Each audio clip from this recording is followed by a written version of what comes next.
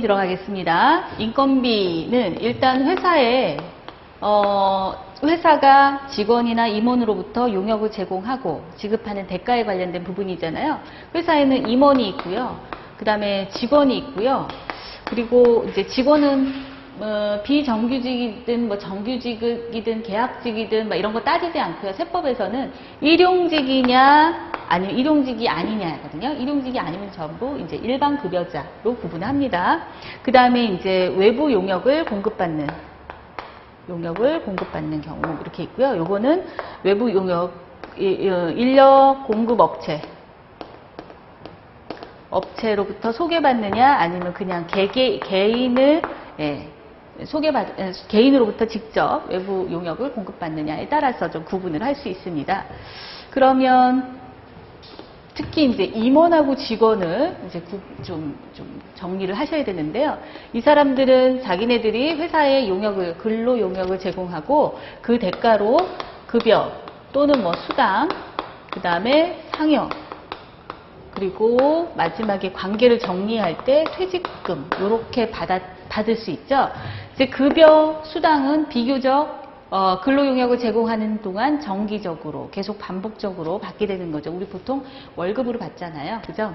그래서 직원한테 지급하는 거, 임원한테 지급하는 거 특별히 어떤 제한 없이 지급하면 전부 송금으로 인정해 줍니다. 다만 임원의 경우에는 이게 임원에 대한 보수 규정은 반드시 정관에 정해져 있어야 돼요. 법인의 정관에. 정관은 누가 정하는 거냐면 주주들이 모여서 총회를 해서 거기서 정하는 거거든요. 그래서 정관에 정해라 그 얘기는 즉 회사의 주인인 주주가 정해라 그런 얘기입니다. 그래서 정관에 정해져 있다면 일반적인 경우 얘네들한테 주는 거 괜찮아요. 다만 법인의 지배주주 등에 해당하는 임원. 그러니까 임원인데 보니까 이 사람은 지배주주에 해당해. 그러면 지배주주가 아닌 동일 직급에 있는 임원 내지는 직원이 있을 수 있잖아요. 그 사람과 차별 없어야 돼요. 지배주주가 아닌 임원 또는 직원에게는 100을 주고 지배주주인 임원 또는 직원에게는 300을 준다.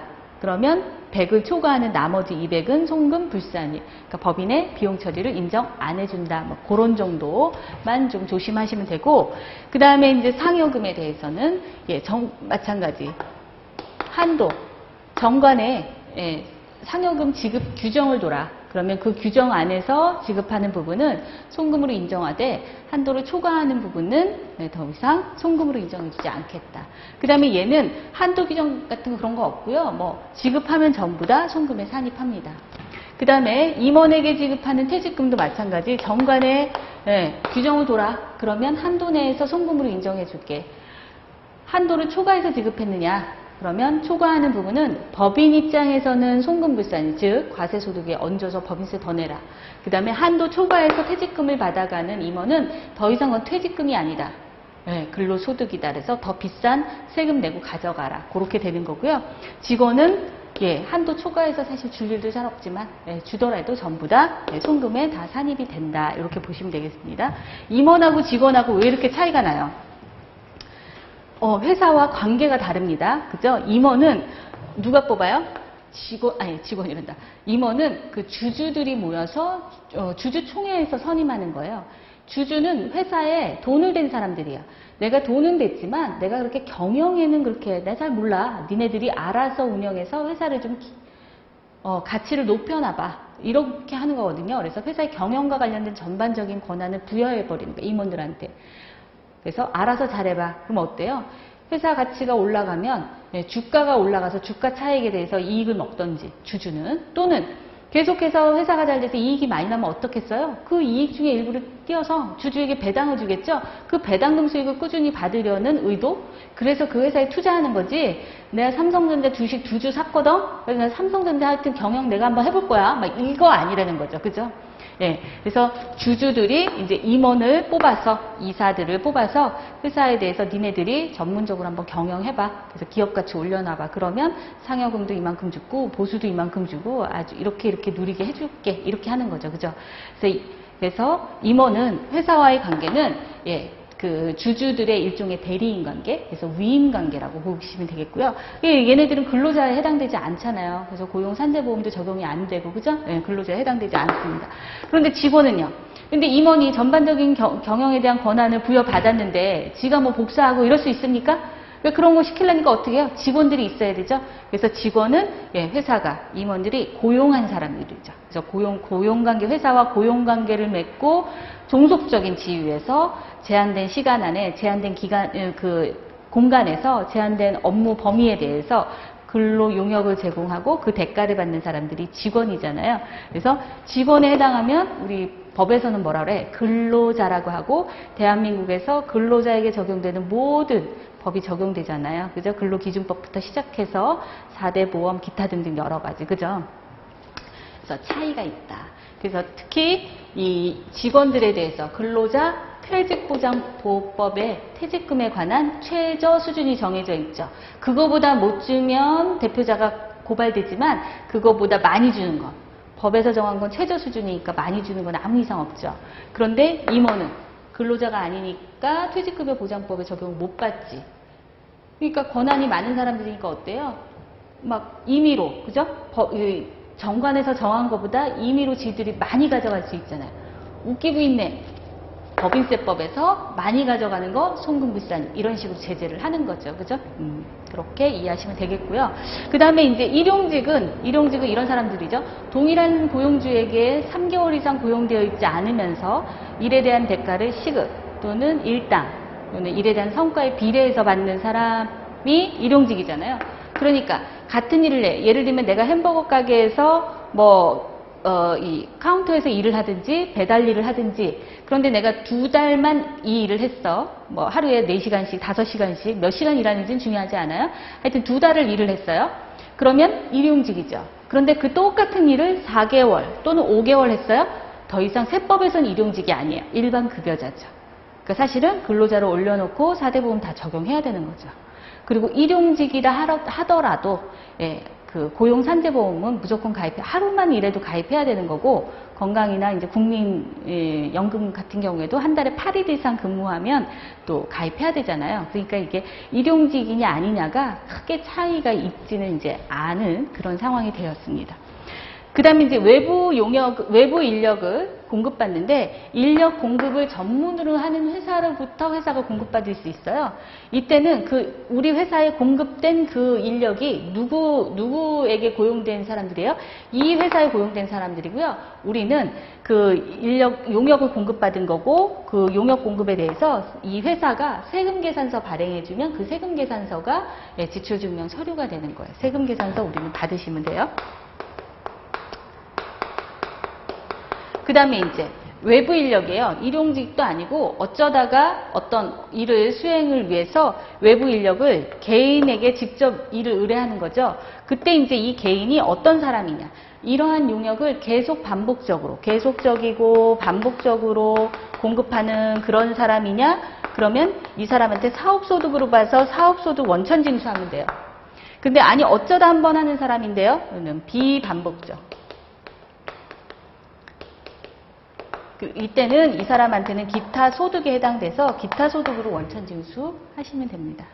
이렇게 인건비는 대략 흐름이 이렇고 그래서 한번 들어가서 보시면 앞에 89페이지에는 뭐 그냥 개괄적인 내용들을 서술해 놨으니까 그냥 보시고요.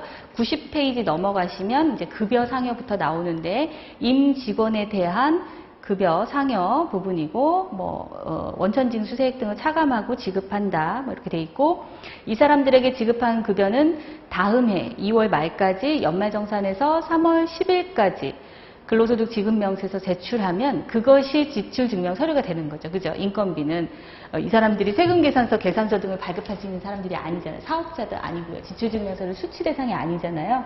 그렇지만 이제 지출에 대한 증빙은 근로소득 지급 명세서가 되겠죠. 그죠? 그 다음에 이제 그 밑에 사례 2번 있는데 요거는 이 얘기를 하려고 넣은 사례는 아니고요. 제가 요걸 그냥 다른 걸 설명하려고 좀 넣어놓은 건데 뭐냐면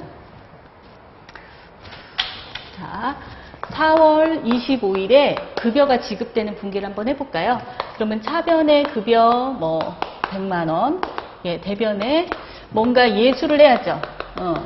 그다음에 현금, 나머지 현금인데 예를 들면 우리 지금 그냥 문제를 단순하게 하기 위해서 건강보험료만 예수를 한다고 쳐봅시다. 건강보험 예수금 5만 원.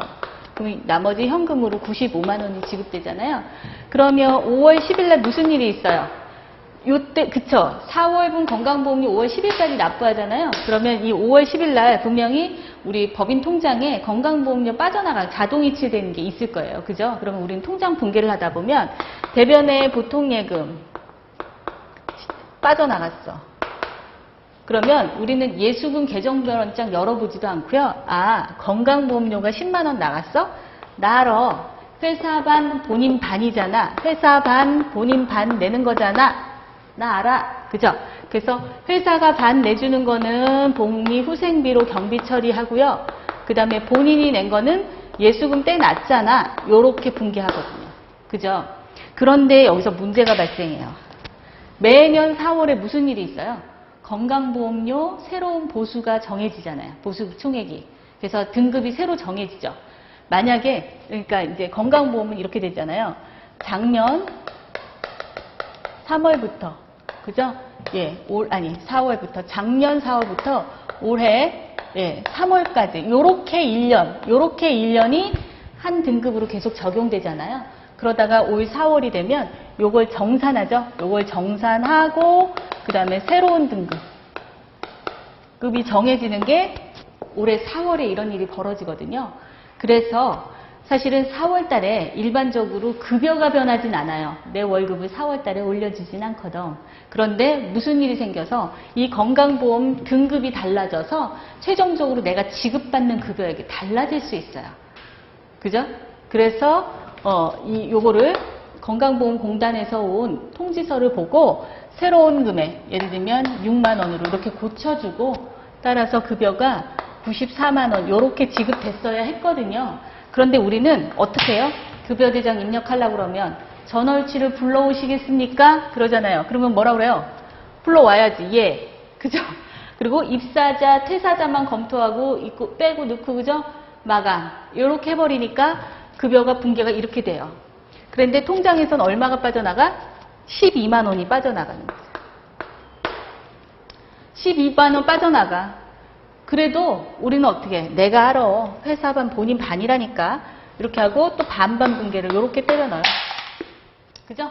이렇게 붕괴를 해놓고 나면 예수금 계정이 어떻게 변해요?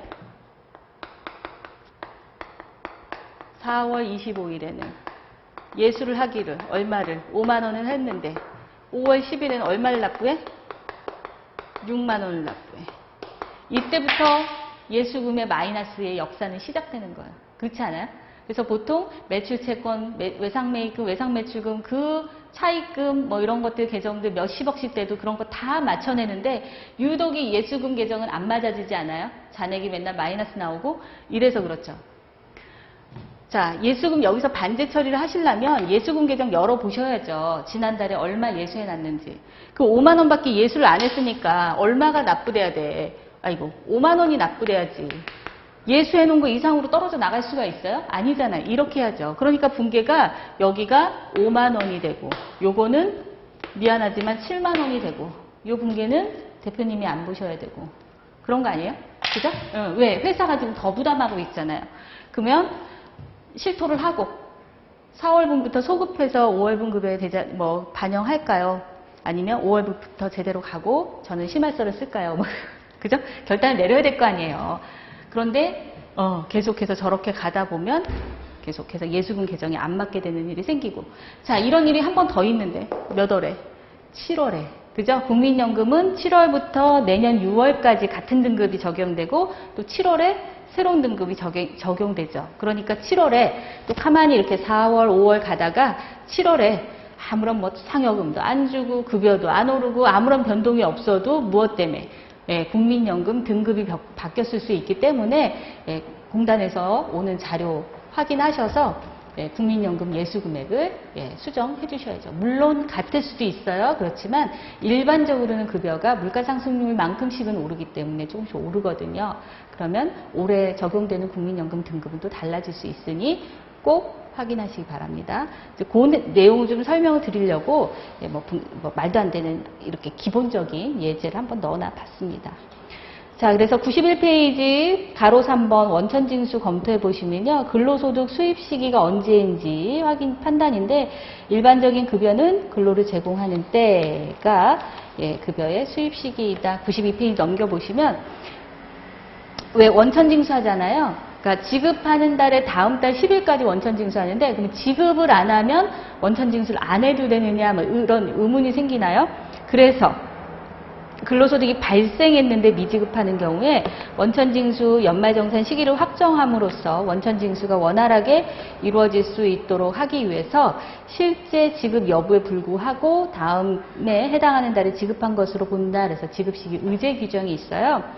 1월에서 11월의 급여를 12월 말까지 지급하지 않았어? 그럼 12월 말에 지급한 걸로 보고 언제까지? 1월 10일까지 원천징수해라 그런 얘기. 그 다음에 12월분 마지막 12월분 급여를 다음에 2월 말까지 지급하지 않았어요? 2월 말에 지급한 걸로 보고 다음 달까지 원천징수. 그래야 1월부터 12월분이 확정돼서 뭘 할 수 있어요? 연말정산할 수 있죠.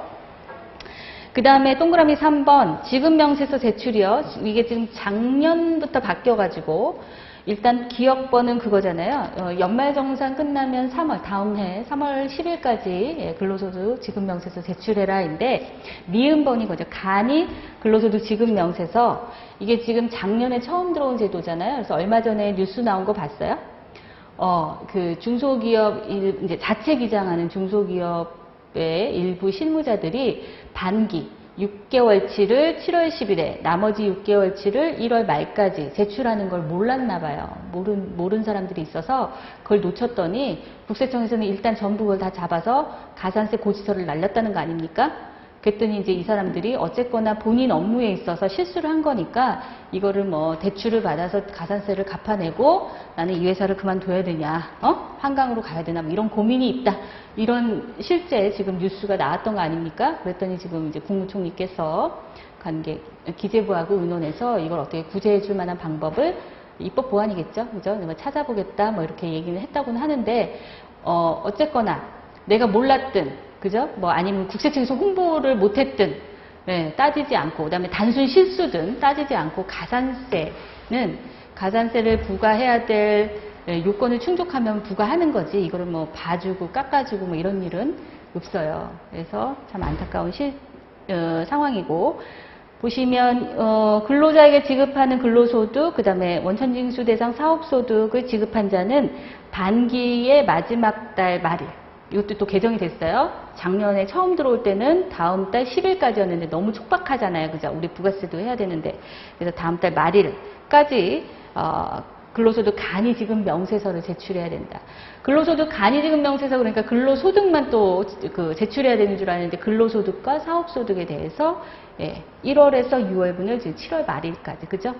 지금 다음 달 말일까지 제출하셔야 되는 거 놓치지 마시기 바랍니다. 그 다음에 93페이지 보면 법인세법 이제 손금에 산입하는 인건비의 범위는 내국법인이 발행주식 총수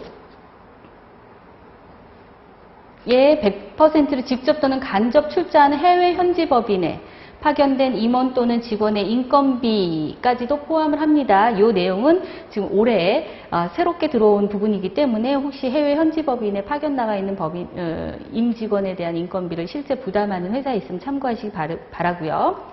그 다음에 직원과 달리 임원에 대한 보수에 대해서는 법인세법에서 엄격하게 취급하고 있습니다. 그래서 특히 상여금의 경우에는 한도 규정을 두고 있어서 그 한도 내에서 지급한 부분만 송금으로 인정합니다. 그래놓고 법인세법 시행령 43조를 제가 구체적으로 넣어놨으니까 한번 보시기 바랍니다. 그 다음에 94페이지 넘어오시면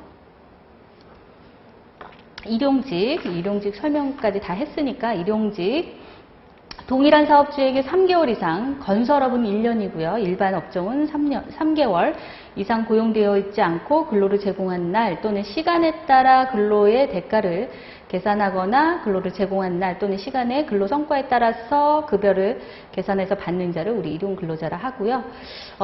이들에 대해서는 그냥 하루에 15만 원, 그죠?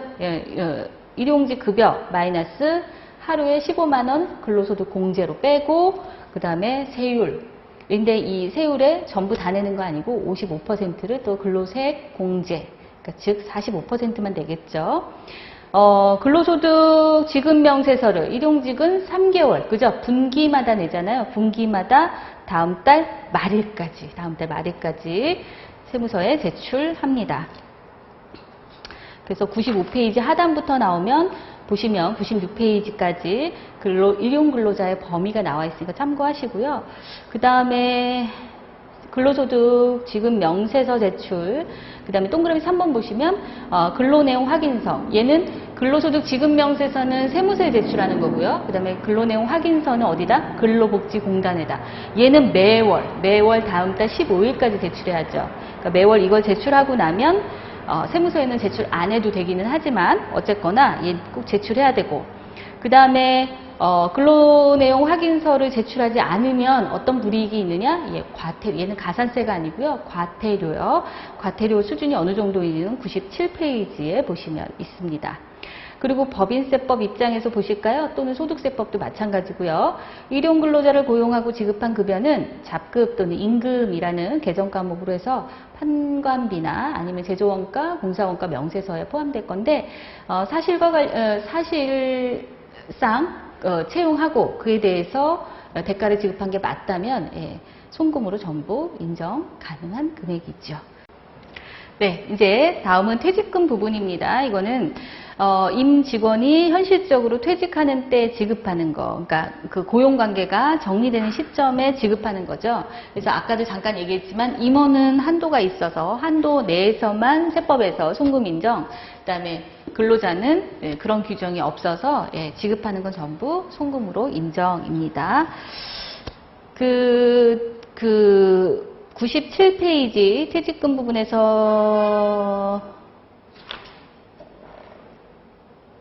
두 번째 패러그래프, 사용자는 퇴직하는 근로자에게 급여를 지급하기 위해서 퇴직급여 제도 중에서 하나 이상을 설정해야 된다. 그런데 퇴직급여 제도가 뭐지? 퇴직연금에 불입하는 제도를 하든지 아니면 그만둘 때 퇴직금 현금으로 계산해서 주든지, 지금 그 일반적인 중소기업에서 사용하는 그 방법 둘 중에 하나를 하고 있으면 퇴직금 제도를 두고 있는 것으로 본다, 그런 얘기입니다. 그리고 다만 계속 근로기간이 1년 미만인 근로자 또는 4주간의 평균에서 1주간의 소정 근로시간이 15시간 미만인 근로자에 대해서는 그러하지 아니해도 된다. 그러니까 즉 퇴직금을 안 줘도 된다, 그런 얘기죠. 주면 어떡할까요? 주면 땡큐죠. 그죠? 줘도 세법에서도 문제 삼지 않는다. 그 다음에 그 이하는 참고하시고요. 98페이지 퇴직금에 대해서 지출증명 서류는 퇴직소득 지급 명세서죠. 퇴직금을 지급한 날이 속하는 달에 다음 달 10일까지 원천징수 세액 계산해서 신고하고, 그 다음에 지급 명세서는 다음에 3월 10일까지 제출하는 거죠. 제출하는 겁니다. 99페이지 보시면 퇴직소득 수입 시기, 그러니까 퇴직소득의 귀속 시기인 거죠. 언제냐면 그 일반적인 경우 퇴직한 날, 현실적으로 퇴직한 때, 이때가 귀속 시기이다, 이렇게 보시면 되겠습니다. 원천징수, 이거는 아까 근로소득하고 마찬가지 실제 지급하지 않아도 여기서 정하는 날이 되면 지급한 걸로 보고 원천징수 해라, 이런 얘기고요. 100페이지 넘어가시면요, 이게 더 중요한 얘기예요. 법인세법에서 또는 소득세법도 마찬가지고요. 퇴직금은 임직원이 현실적으로 퇴직하는 때 지급해야 합니다. 현실적 퇴직이 뭐예요? 실제 퇴사하는 때. 현실적으로 퇴직하지 않은 임직원에게 지급한 퇴직금은 퇴직할 때까지 업무와 관련 없는 가지급금으로 봅니다. 따라서 인정이자 계산 들어가고요. 지급이자 송금불산입이라는 불이익도 마찬가지 해당이 된다, 그런 얘기입니다. 그 책에 보시면 현실적 퇴직으로 보는 경우와 보지 않는 경우 법인세법 시행령 또는 기본 통칙에서 정하고 있는 걸 소개해 놨으니까 보시고요. 이제 이런 거예요. 예전에는 퇴직금 중간정산 제도가 중간정산이 가능했는데 퇴직연금 제도가 들어오면서 퇴직금 중간정산이 원칙적으로는 안 되게 됐어요. 물론 퇴직급여, 근로자 퇴직급여보호법에 따르면 몇 가지 법에서 정하는 7가지 사유에 해당하는 경우에 한해서 퇴직금 중간정산을 받아갈 수 있게 하고 있기는 하거든요. 그런데 사람이 살다 보면 급전이 필요할 때가 있잖아요. 그죠? 그리고 그 중간정산 사유에 해당되지 않을 수 있거든요. 그러면 이제 가끔 가다가 이제 그 좀 중소기업들에서는 이렇게 이제 중간에 여전히 없어지긴 했는데 이제 중간정산 같은 그런, 그죠? 그래서 사실상의 입사일, 그 다음에 퇴직금은 언제까지? 사실상의 퇴사일, 요때까지 기간에 대해서 퇴직금을 계산해서 주는 거잖아요. 그런데 실제로는 퇴사하지 않았어. 그런데 이제 이때 퇴직한 걸로 처리를 하고 어떻게 해요? 그 다음날 다시 입사한 걸로 처리를 하는 거지. 그래서 중간정산을 받아가는 것처럼, 그죠? 그런데 이제 중간정산이 금지되어 있으니까 일정한 사유를 제외하고는 중간정산을 받아가면 안 되니까 마치 이런 식으로 변칙적으로 오늘 퇴직금 지급하고 그 다음에 다음 달에 입사 다시 하는 걸로 이렇게 하면 사실은 어때요? 실제 이 근속기간을 이렇게 누적해서 계산하면 이때 퇴직금이 훨씬 많이 나오겠죠. 근데 내가 그걸 포기하고 지금 당장 내가 목돈이 좀 돈이 필요하니까 이렇게 땡겨 쓰는 거고 이 부분에 대해서 사업주도 오케이를 해준 거죠. 그렇게 할 수는 있겠다라고 싶겠지만 세법에서 어때요? 이때 받아간 퇴직금 알면 업무와 관련 없는 가지급금 언제까지? 이거 혹시 회사가 회수하거나 또는 사실상의 퇴사할 때까지 업무와 관련 없이 지급한 가지급금으로 본다. 이렇게 유의하시고요. 이 정도로 해서 인건비 이렇게 하고 참 인건비 부분에서 몇 가지 주의할 거. 여러분들 왜 급여대장에 왜 비과세 근로소득 구분하는 거 있잖아요. 예를 들면 식대 월 10만 원. 그 다음에 또 뭐 있어요? 자가운전보조. 회사는 얼마라도 줄 수 있지만 월 20만 원 이내의 금액. 뭐 이런 것들. 그 다음에 또 어떤 회사는 통신비를 보조해주는 회사 있어요. 또 어떤 회사는 교통비 보조해주는 회사 있다. 뭐 이런 것들에 대해서 급여대장에 비과세 근로소득, 과세 근로소득 이거 구분을 잘 못하는 경우가 잘 못한다기보다 좀 구분을 좀 그렇게 올바르지 않게 하는 경우들이 있을 수 있어요. 근데 이게 뭐가 문제가 되냐면 지금은 과세 근로소득 이코르 4대 보험 보수 총액 4대 보험 보수 총액이 되거든요. 따라서 근로소득세의 과세 비과세를 잘못 구분하면 4대 보험료 부과 대상인 보수 총액의 금액이 마찬가지 틀려지게 되거든요. 그래서 급여대장상에 이 과세되는 근로소득, 비과세되는 근로소득을 구분을 명확하게 해줘야 될 필요가 있습니다. 예를 들면 이런 거예요. 자, 식대 비과세 받을 수 있는데 식대 비과세는 식대는 회사가 어떤 형식으로 보조해 줄 수 있어요? 밥으로 주든지 돈으로 주든지. 밥으로 주면 얼마짜리를 주든지 신경 쓰지 않고 무조건 비과세. 돈으로 주면요. 회사는 얼마라도 줄 수 있어요. 그렇지만 우리는 얼마까지만 비과세? 월 10만 원까지만 비과세. 만약에 근로복지공단이나 건강보험공단에서 실태조사를 나왔다? 그러면 이제 이 식대가 비과세가 정확하게 구분되고 있는지를 확인하기 위해서 이런 걸 가져오라고 합니다. 일단 근로계약서. 그 다음에 급여대장. 왜? 급여대장이 보니까 전부 식대 비과세가 안 쳐져 있어요. 그래? 복리후생비 개정별 원장 가져와봐. 개정별 원장 보니까 매일매일 식대를 먹은 대로 다 법인카드로 결제한 게 있어요. 중식대를. 물론 이제 야근하거나 휴일식대 말고요. 중식대, 점심값을요. 그럼 어때요? 회사가 밥도 주고 돈도 줬네요. 그럼 밥으로 준 건 전부 비과세고요. 돈으로 준 건요. 10원을 줘도 과세죠.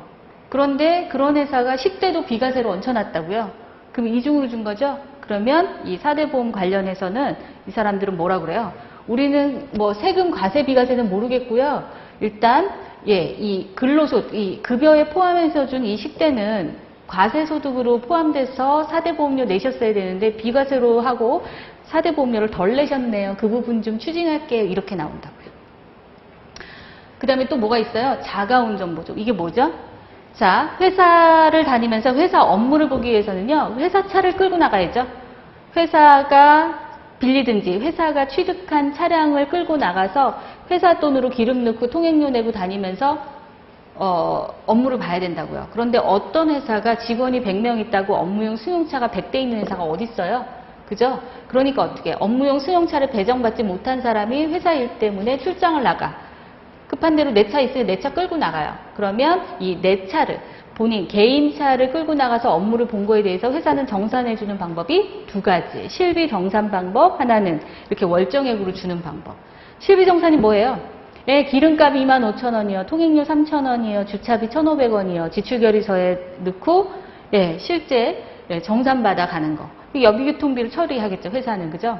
그 다음에 또는 자주 들락거려요. 그러니까 매번 이렇게 실비정산해 가는 게 회사도 번거롭고 본인도 번거로워. 그러니까 어떻게 회사는 월정액으로 줄게. 얼마를 쓰든지 묻지도 따지지도 않을 테니 남았다고 들고 오지 마라. 다만 모자르면 뭐 추가로 더 가져가라. 이럴 수는 있겠죠. 그죠? 회사는 얼마라도 줄 수 있어요. 월 30만 원, 50만 원 원하는 대로 10만 원 원하는 대로 줄 수 있어요. 다만 세법에서 얼마까지만 20만 원까지만 비과세. 근데 자가운전 보조금을 근로소득 비과세 하려면 기본 요건이 있는데 그 요건이 뭐예요? 기본적으로 내 명의로 된, 직원 명의로 된 차가 있어야 돼요. 그런데 차량 등록증 확인하고 하시냐고요. 봤더니 배우자 명의 차량이에요. 돼요, 안 돼요? 자가운전 보조금 비과세가 안 되는 거예요. 공동명의, 배우자랑 공동명의고 내가 끌고 다녀요. 배우자 공동명의는 가능해요. 그런데 직계 비속 또는 직계 존속, 형제 자매와 공동명의, 네, 그건 안 돼요. 그거는 자가운전 보조금 20만 원 비과세를 적용받을 수 없습니다. 그런데 어떤 회사 급여대장 열어보면요, 대표이사부터 막내 여직원까지 다 자가운전 보조금 비과세 20만 원 앉혀져 있어요. 대표이사 무슨 차 타고 다니나 봤더니 회사 명의로 리스한 차 타고 다녀요. 웬일이에요? 비과세예요? 과세죠. 막내 여직원 출퇴근 뭘로 해요? 지하철 타고 다닌대요. 아직까지 자기 명의로 차를 이제 사회생활 이제 시작한 지 2달 돼가지고 자기 명의 차가 없대요. 비과세예요? 과세죠. 그죠? 네, 이런 거 주의하시기 바랍니다. 과세, 비과세, 근로소득 구분하는 거. 그 다음에 어떤 회사는 왜 우리가 업무를 회사 업무 때문에 거래처랑 통화하거나 이러면서 개인 휴대폰 많이 쓰죠. 요새는 이 사무실에 있는 전화기 잘 안 쓰잖아요. 그러니까 통신비를 보조해야죠. 회사 업무와 관련해서 데이터를 얼마나 썼는지, 통화를 얼마 썼는지 측정하지 않고 그냥 월정액으로 인당 3만 원, 뭐 인당 5만 원 이렇게 해줘요. 그리고 비용 처리하는 증빙은 있어야 되니까 개인 영수증도 회사에 뭐 이렇게 제출해 이러고 지출결의서에, 그죠? 지출결의서에 1인당 통신비 보조 3만 원 곱하기 20명 60만 원, 복리후생비 이렇게 그냥 지출결의서 한 장으로. 아니고요. 그렇게 하는 거 아니고요. 예, 통신비 보조해서 급여대장에 넣는 거예요. 원칙은. 그리고 어떤 회사는 회사가 거리가 좀 멀거나 이러면 교통비가 많이 나오니까 교통비를 회사가 일부 또 보조해주는 회사 있어요. 뭐 5만 원이든. 마찬가지. 비과세 근로소득에 열거되어 있지 않죠? 그러면 다 과세예요. 내가 이 회사 다니니까 이런 것도 주는 거예요. 이 회사 안 다니는데 줘요? 전부 근로를 제공한 대가로 받는 거예요. 그러면 과세 근로소득입니다. 급여에 다 포함하는 거예요. 원칙은. 그죠? 네. 여기까지 해서 인건비 설명 마치도록 하겠습니다.